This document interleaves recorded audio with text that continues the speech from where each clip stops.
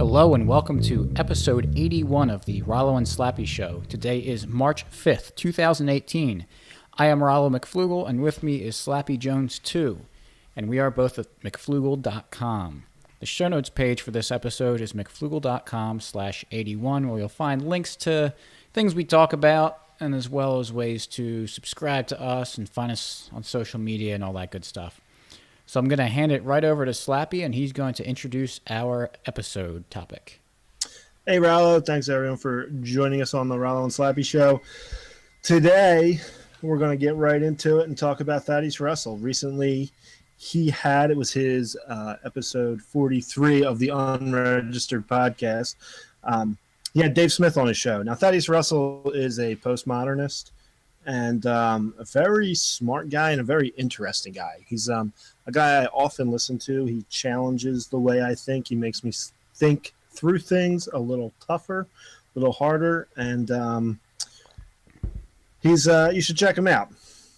He's my source on postmodernism, and what you think you know about postmodernism is most likely incorrect if you go by the culture of today, and it's more puritanical, where they say you must believe this. Thaddeus Russell is not like that at all. I think he does an excellent job talking about postmodernism, but we're taking issue with something he said, or many things he said, on episode 43 of the Unregistered podcast. So I will start by saying he was talking about natural rights with Dave Smith, who, if you're not familiar with Dave Smith, also has a podcast called Part of the Problem. And he's a libertarian. I think he would consider himself a Rothbardian libertarian. And anyway, Thad Russell was talking to him about his issues with libertarianism and that they make objective moral claims, namely natural rights and the non-aggression principle. And he says, and this is quote, "Your boy Ron Paul thankfully did not follow it to its logical conclusion, which is that we must invade other countries to make sure people have those rights. If you believe these things are universal and absolute, sacred, and belong to everyone simply by the fact that they are human beings, aren't you obligated to make sure they live according to those principles from nature?" End quote. Rollo, I'm going to pass it over to you. What's he talking about here? Do you take issue with what he's talking about? Yeah, I do. Rights don't confer any obligations except that of non-interference. I think it was Thomas Sowell said that when he was defining what a right is. So expand on that. So Thaddeus Russell is saying if natural rights are true, and we have these rights via natural law that always exists through universal, that means if there's some place where those rights are being violated, that we must go over there. Yeah, he really emphasized that. He says it's your duty to do it. Right. I've never heard that argument made before. And well, he always points to... It's not part of that. Yeah, it's not part of the... It doesn't follow. What Russell will say is that it's implicit in saying there are natural truths, objective truths. Implicit in that is that you must enforce them. And then he talks about the neocons saying the United States is the greatest place in the world, and Iran is not, or North Korea is not, therefore we must invade them to make them like us. He talks about that all the time. Right. And it may be true that they, the politicians, the neocons, the people in the military-industrial complex, they may appeal to natural law when they make these things. I think that's absolutely the case. They do. And I think they may even... Go ahead. They might even... I was going to say, they might even really believe that the United States is the greatest place in the world, and they want to make every place like that. I mean, fine, if you want to make that argument. Right. But I think that while they make that appeal, I think their appeal is incorrect. Right.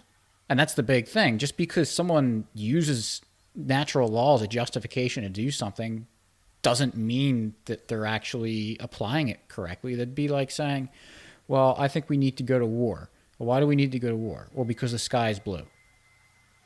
Like, it doesn't Right, make the sense. sky is blue. Yeah, exactly. And I don't know why. I see this is where what Russell says really bothers me, is that he says if there is a country where certain people in the government are violating people's rights, its logical conclusion is that we must invade other countries. Well, what comes with why? First of all, why is there only two options? You must invade the country. There's no other option. You Well, can't do anything other than invade the country and kill innocent people. yeah, and I think Dave Smith responded to this part well when he's like, well, look at its history with the U.S. and how terrible they have been at waging wars, and they've all been disasters. So, based on that, knowing that the outcome is going to be worse than if you don't do anything, then I don't know how you would say, how you would make the argument. You're right. There's this dichotomy of either, I guess, don't do anything or have this big government because it's there, so I guess you have to use it to go and fight these wars and cause a greater disaster. Although he does bring up this, and I don't know if I'm jumping ahead, the private militia that goes. Yeah, we can get there. I just want is that we don't have an obligation to do anything. Natural rights does not obligate you to do anything. It doesn't even obligate you to defend yourself. Right. It just says that you have these rights that are universal and that have always existed for every person that has ever lived. It's the same kind of issue that some libertarians run into when they start saying that the non-aggression principle creates some sort of mechanism for retaliation, and it doesn't speak to that at all. It just says what you can't do to somebody. Yeah, I mean, yeah, exactly. And that's kind of what the natural law is kind of the same thing. It just says that people have these certain rights, and you shouldn't violate them, and that would be wrong if you did. So, yeah, like you said, it doesn't even mean you have to defend yourself by not. If you're a pacifist, like a real pacifist, and refuse to use violence, and someone comes and starts beating you up, you're not violating your own natural rights by not fighting back. Because how do you violate your own rights? I don't think you can. So it doesn't make sense to say that there's this obligation to go out and defend natural law. Right, and then I guess what he would... Thaddeus Russell often... he was just on another podcast recently, and he kept saying, I don't know, to questions like, do you know you have consciousness? And he would say, I don't know. But I have a hard time, because he also talks about how he boxes and he spars and he's in pretty good shape and he knows how to throw a punch. I don't know what he would do, but if maybe he saw a kid getting beaten on the sidewalk or something, I kind of think if he's like most people, especially most people who have skills in fighting, I think he'd probably go stop it. I don't think he'd look at it and say, well, how do I know that kid wants to be saved? Maybe they're playing a game and he's screaming because it's funny. Like, I don't think he would go down that line. I think he would probably stop it. Yeah, I would say so. I mean, he's certainly anti-war. He says that all the time. Mm-hmm. And one of the things he fears about a war with North Korea or Iran is that his son is at the age of being drafted. Well, if there is no truth, why do you care? Right. I don't know if that's too elementary. Maybe he's on a deeper level than me, but I don't get that. Why do you have any opinions on any of this stuff if you don't believe in, like, he doesn't even believe he has his own thoughts. And maybe that's true. Maybe all our thoughts, maybe people don't make thoughts, we just find them. But he certainly has opinions. He does a podcast. Why is he doing the podcast? Right. Well, I mean, I'd love to be on a show and just tell him that there is objective truth and that his tractors are awesome. And there's truth in tractors. Yeah, truth in tractors. Yeah, if you want objective truth, buy a tractor. So anyway, let's move on to his next point, where he talks about a group of mercenaries who go raid brothels in Southeast Asia. They kick down doors with guns. They kidnap the people, and then he said they put them into these training programs to help get them jobs. He makes the point that it's not the U.S. military; they're private citizens. So you libertarians who think the government's the problem, just want to let you know there's private citizens who are acting as imperialists that run around the earth protecting people to protect those natural rights. Well, I don't think there's, like you said about if he saw a kid getting beat up, that, he would go defend it. I don't think there's, before the last few minutes I've been saying you have no obligation to do anything for natural rights, but you are justified in defending natural rights. And I think Dave Smith was saying this on the episode. And so, yeah, if people are actually if their natural rights are being violated, like these girls in these Southeast Asian brothels, then yeah, you're justified in going liberating them. He does make the point, and here's a quote from him.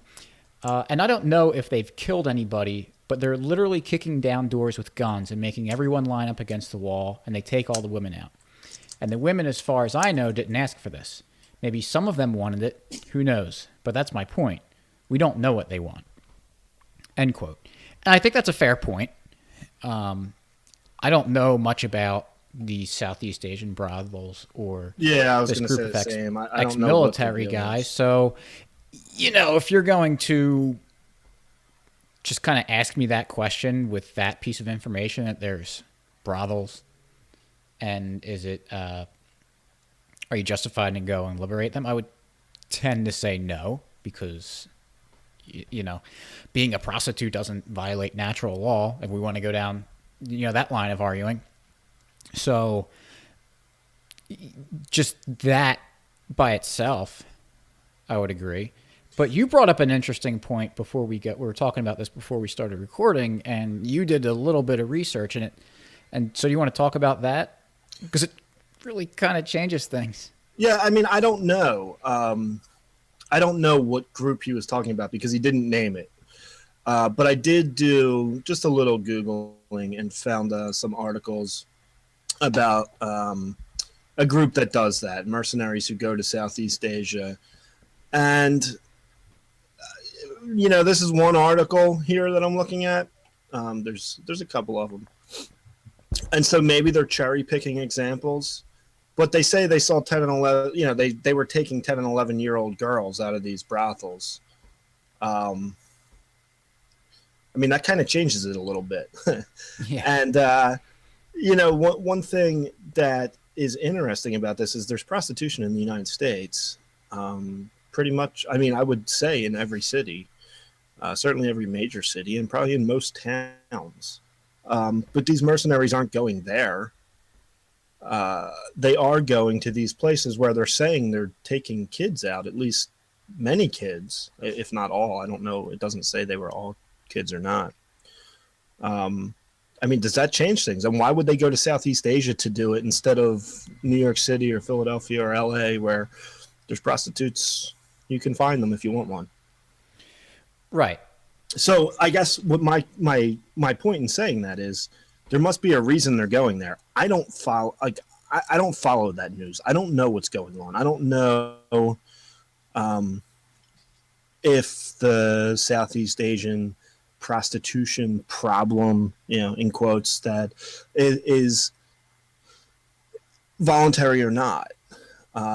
But if someone found out that kids are being kidnapped and forced into these slavery, this basically sex trade, which they always say, I don't know if that's true, but they always say that, would it be wrong to get them?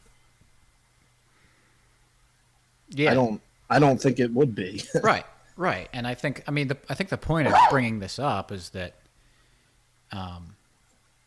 it's kind of complicated, and these details matter a lot before we pass judgment on it.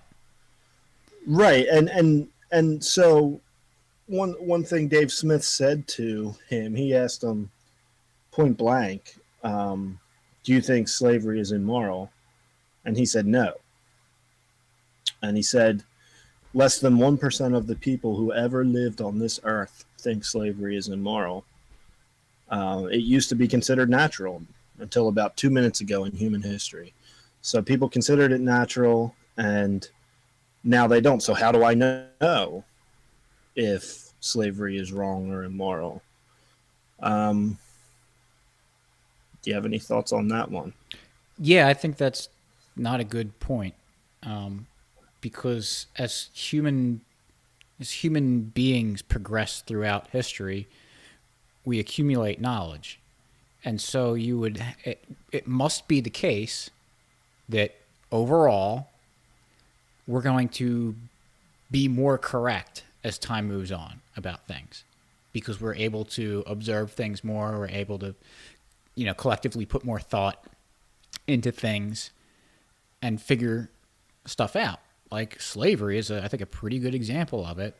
I think throughout human history, especially as time went on, more and more people were starting to be like, I don't think this is such a good idea. To now we're at the point where slavery still exists, unfortunately, but it's nowhere near at the worldwide institution it was. Right. And so I think we should celebrate that as human beings, that we're able to figure that stuff out.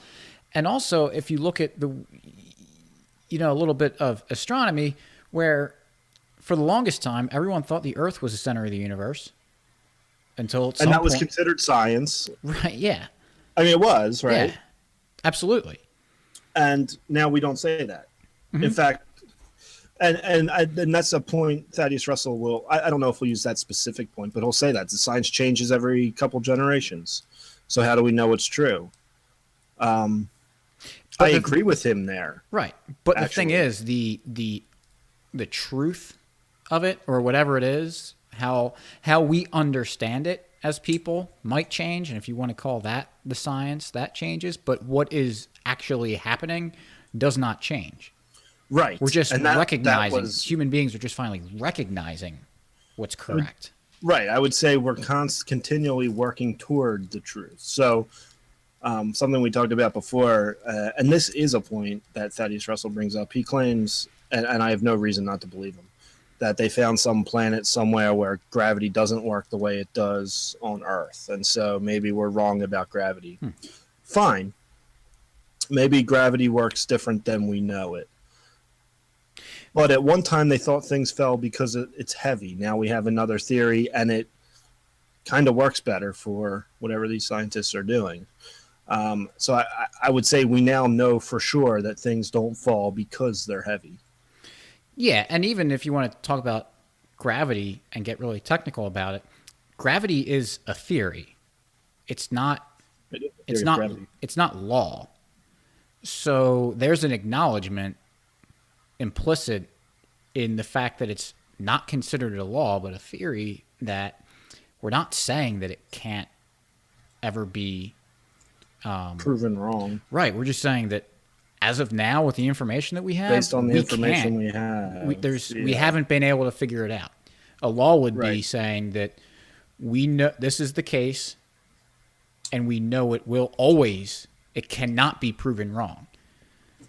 Now, it's human beings, of course, making these decisions on what's a law or what's a theory and or however else they want to categorize it. So there's obviously error, because humans aren't perfect. But the fact that it's a theory kind of shows that the science is good there. Yeah, and I think, just the fact that we have airplanes today, and there have been people all through time trying to figure out ways to fly, trying to imitate birds, and come up with all kinds of crazy vehicles to try to fly. But now we can. No, flight's impossible, since it's been not able and been done for most of human history. That's right. Good point. So since less than 1% of the people who have ever lived on this planet can fly in an airplane, therefore airplanes don't exist, or aren't real, or aren't true. Right. Another one, would he consider female circumcision? Would he have an an opinion on that, whether it's okay to do or not? Because Well, for my most guess of is human that history, it was. By a lot of people think it's okay. I think male circumcision is probably going to go the same direction. The people are going to say it's not good. I have no idea when that will be, but yeah, my guess is that since he doesn't think slavery is immoral, I'm guessing he would say no, it's not immoral. right. I mean, if you're saying slavery is not immoral, there's not many people around today that say that. So I'll give him credit, I guess, really sticking to his theory that there is no morals. Yeah, and for the rec, just so people understand, we're not saying that Thaddeus Russell says slavery is okay. No, I don't think he says that. He's just saying Right. it's not immoral. Right. Yeah, I'm just I don't think he's in favor of it in any way. right. I'm just clearing that up. So I don't know how people might be listening to this and not be too familiar with Thaddeus Russell. True. Because as much as we're saying that we think he's wrong, I think I can speak for both of us. Overall, we like him. Oh, he's one of my favorite guys to listen to. Yeah, and I'll also give him credit. I was complaining before for that one episode, the Jordan Peterson, how difficult it is to transcribe someone talking. It was so easy to do Thaddeus Russell. So we should do a podcast on. I wanted to bring up something else he said. Okay. About going back to more about natural law and how he was bringing it. I was talking to Thomas Jefferson a lot, and he and Smith's founding of the United States and the Declaration of Independence, and how it's based on natural law. And he says that, right in the beginning, the Declaration of Independence says all men are created equal. And both Smith and Russell agreed that that's, obviously not true. I mean, you can observe that very easily. That, as Smith said, you can look at two people. He gave him and LeBron James as an example and said they're obviously not created equal. So to say that all men are created equal is obviously false. And I agree with that.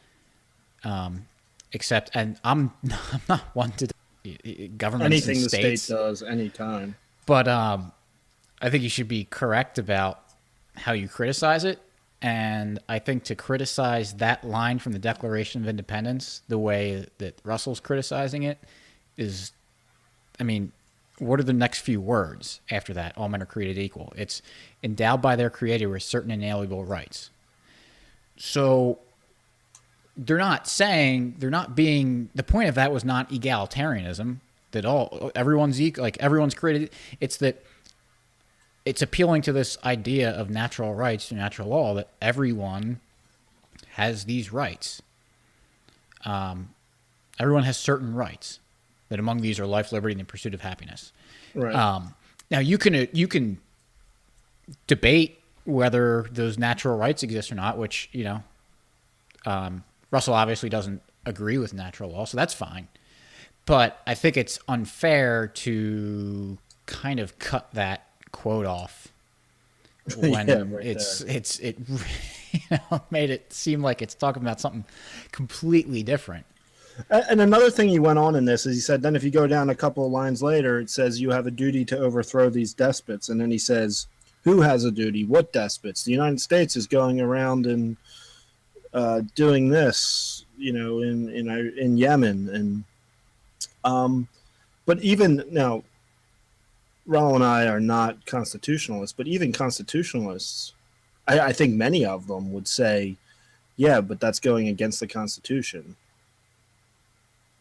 of what the United States is doing today. Right. So I guess he's criticized, which we criticize the Constitution all the time. Yeah. And the Declaration of Independence. Yeah. So I'm not defending the Constitution. I just think he's not, I don't think he's, I mean, I agree. I agree with him, but he's not really getting at what the Constitution was saying. According to the Constitution, the U.S. government right now is unconstitutional. Right. Oh, it's like picking that as a criticism for the Constitution would be like if you said 2 + 2 = 5, and I said no, that's wrong because orange is a color in the rainbow. It's like you're wrong, but not for the reason I just said. Right. So, Well, yeah. One more thing before we move on, because I want to kind of see what you think at this point. It was a little bit later on in the episode. Dave Smith said something that he thinks there's something in all people that they don't like, seeing people die. And Thaddeus Russell stopped him and said, nothing is natural. There is no human nature. And is that really true that people want peace and not violence? He asked about, do you ever have violent fantasies? And do people really care when others die? And then he brought up the atomic bombs in Nagasaki and Hiroshima, and said not only did people not care, they celebrated it. And I have some thoughts on that, but I want to see what you think of it. Yeah, I think it's part of human nature that you care more about things that directly affect you. Mm-hmm. I think that's obvious. Yeah. Right. It's like we talked about the Parkland shooting the last few episodes, and how people all over the country feel really terrible about it because since they're Americans, they have feel like there's some sort of connection with them. Whereas if someone living in Maine and that shooting, happened a couple miles over the border in Canada, now that might not be a good example because they might actually have relationships with those people since they live so closely. But say they're, the border is kind of a seal from their they don't interact with the people on the other side. I don't know that the people in Maine would feel the same way as they would about the kids in Parkland, just because they don't, as bad of a reason it being that just because you're living under the same government that you should feel a connection with someone. But that's the way it happens. It's like if my uncle died, yeah, I would care a lot more about my uncle dying than your uncle dying. Doesn't mean I wouldn't care. Yeah, I think that uncle's a jerk. Well, no, that's true. But I think I even think there's a little more to that, because as we talk about as we go on as human beings, we get more knowledge and we get better and we keep working toward the truth. In World War II, so they always talk about Vietnam as being the war that had cameras on the battlefield, and there wasn't at least not as many in World War II. And another thing that the military and the propaganda is very good at is dehumanizing the enemy. And why would they dehumanize the enemy if people don't have a natural inclination to not want to kill humans? Right. They had to dehumanize them because in World War I, they had to start dehumanizing them because they were starting to celebrate Christmas together. Yeah, they come up with all kinds of names to call the enemy. I know, the Huns in World War I and Fritz and... I mean, look at major battles. Back in the day, before more modern warfare, they used to line up and have their fight. And if you look at a lot of the Civil War battles, especially like Gettysburg, a huge, huge battle, they run these models with seeing how long they, quote unquote, should have lasted. And these battles that lasted for days really should have only lasted a couple hours. But a lot of these people either just weren't shooting or were shooting over heads and trying not to hit the other side. Right, that was something they found in World War I, that a lot of guys weren't shooting at the other guys. So then they had to really start changing the way they trained soldiers. Now you've got longer range weapons where they're in equipment, or you're flying a plane and you're shooting a missile at someone, you're dropping a bomb, or you're sitting in an office building in Kansas and looking at a computer screen as you fly a drone around and fire missiles off. So it's like a video game. It's not a human. Yeah. And I think if you read, there's... Go ahead. I think it's terrible that people celebrated dropping bombs in Hiroshima and Nagasaki. I mean, it blows my mind that people can say that was anything but just absolute evil. And it may be true that they in some way were justifying it with natural law and saying we had to defend ourselves because they were going to come and kill us all. But they could have been wrong about that assumption. Right. Which a lot of people, even in the military and government, did think that was wrong. They didn't think that it was either drop a bomb or invade the Japanese mainland and lose just as many American lives And as they would have dropped. another point on this is, and I know Thaddeus Russell has had, I believe Iraq veterans on his show to talk about their experience in war. And you can read a book from World War I called Tommy Goes to War, which is first-person accounts of what it was like in the trenches. It seems like these guys kind of do have a natural aversion to violence. They want to get out of there. They're trying to save their lives and get out. They don't want to kill anyone else. They're tired of it. Now they have to defend themselves, because they're placed in this situation. But no one comes home, or very few people.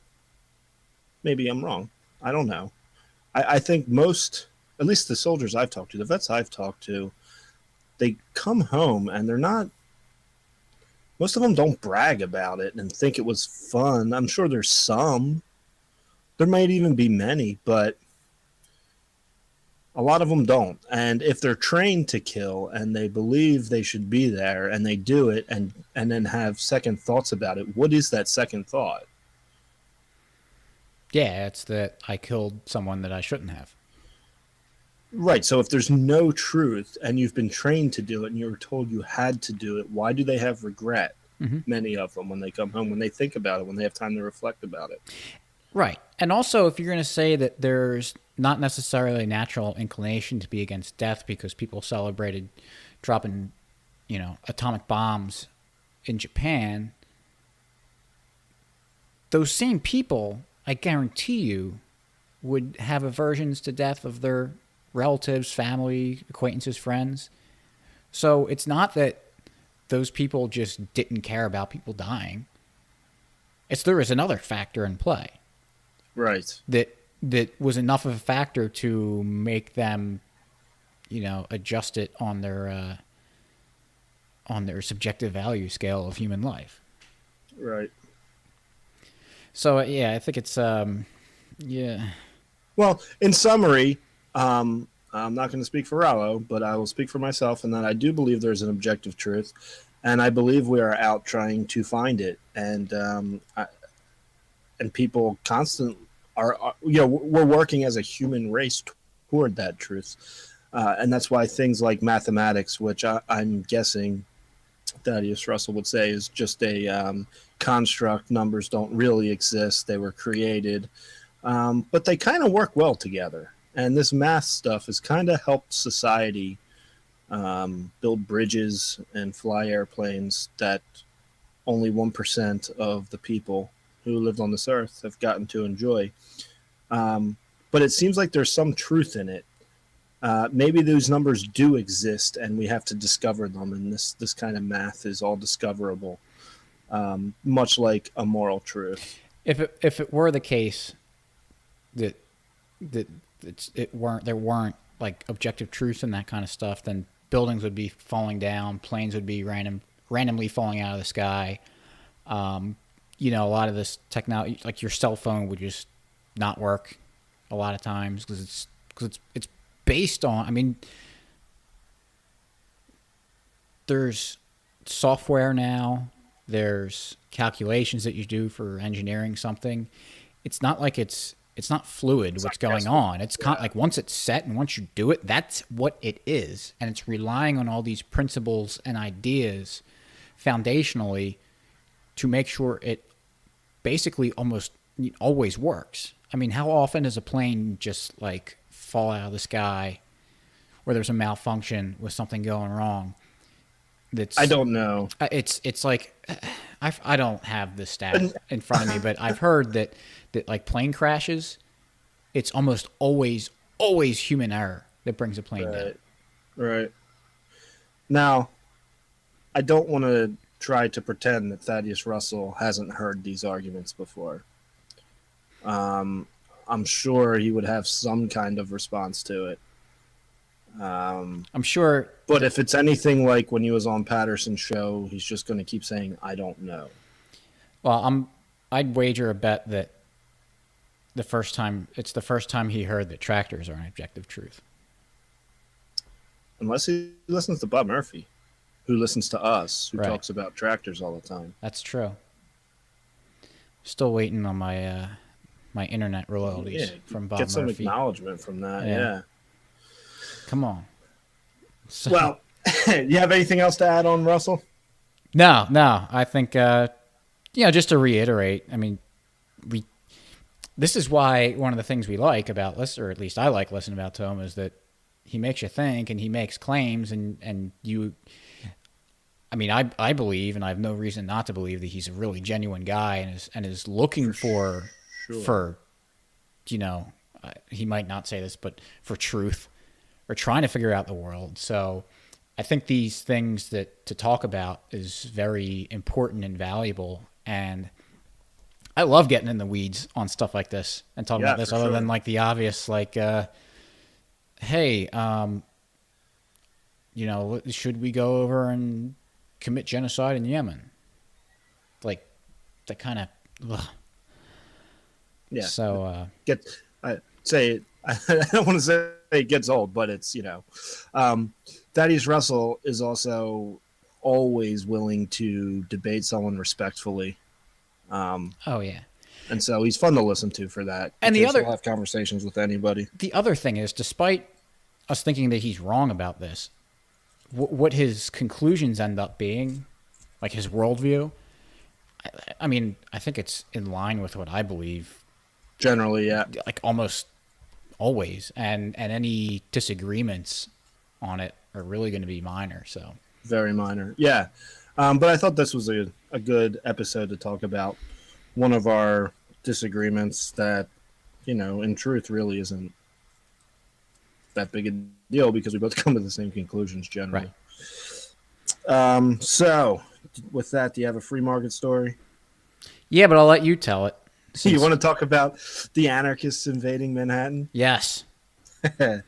Sure. So there was a big heavyweight fight in New York this past weekend. Heavyweight title, big card, lots of big time names on it. And we didn't go to that one. We went to the one in Manhattan, which had some light heavyweight contenders. There may have been a belt involved since Andre Ward has given up his. But it was a boxer we followed for a number of years, seen him fight a few times. So we wanted to go up there. We kind of decided last minute, though.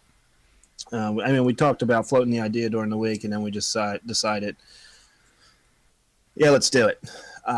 So we kind of scrambled. We went on StubHub, bought some tickets, got on a train, and headed up to Manhattan. Really cool was these tickets were for pickup only.